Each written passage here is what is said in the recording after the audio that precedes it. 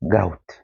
Hivi ni kwa nini watu wakisikia ugonjwa wa gout wanakumbuka mbuzi haraka hivyo? Ajabu hata hilo neno gout limetokana na neno guta, kutokana na imani ya zamani kuwa matone mabaya yanagandia kwenye viungo. Na zamani gout iliitwa hata disease of the kings kwa sababu ililinkiwa na starehe nyingi ikiwemo nyama na pombe. Lakini sasa tunafahamu kuwa ugonjwa wa gout unatokana na kiasi kikubwa cha uric acid kwenye damu. Ni ukweli kabisa, nyama ya mbuzi inaweza kuchangia kuongezeka kwa uric acid na hatimaye gout. Lakini ni muhimu pia kufahamu kwamba nyama hii haiko peke yake, imewekwa kundi moja na nyama nyingine nyekundu, ikiwemo nyama kama za ng'ombe, kondoo pamoja na pork. Ila sasa gout huwa na big picture nyuma yake kuliko nyama nyekundu pekee. Viongozi wa matibabu imewataka watu hasa wenye uric acid nyingi na gout kupunguza kwa kiasi kikubwa matumizi ya nyama hizi nyekundu na pombe, kuacha au kuepuka soda pamoja na nyama za ndani au tunaita organ meat kama vile maini na figo. Mfano, mtu anayetumia pombe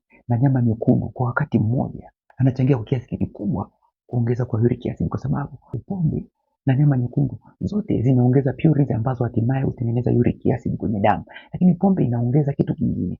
Pombe huzuia figo kuweza kuiondoa vizuri uric acid kwenye damu, ambayo ni moja ya njia kuu za kuiondoa excess uric acid mwilini. Lakini pia pombe huweza kuchangia mwili kukaukiwa maji au dehydration, ambayo ni mojawapo ya riski kubwa ya kutengeneza gout attacks. Kwa maana nyama ya mbuzi na pombe zinaonekana sana kwenye stori za gout kwa sababu kwa pamoja zinachangia kuongezeka kwa uric acid, lakini pia inapunguza utoaji wa uric acid pamoja na kusababisha mwili kupungukiwa na maji. Hali zingine zinaweza kuongeza uric acid na hatimaye gout ni kama uzito uliopitiliza, lifestyle, baadhi ya vyakula kama vile dagaa na baadhi ya vyakula vingine vya baharini, kiasi cha maji au hydration mwilini, pamoja na genetics.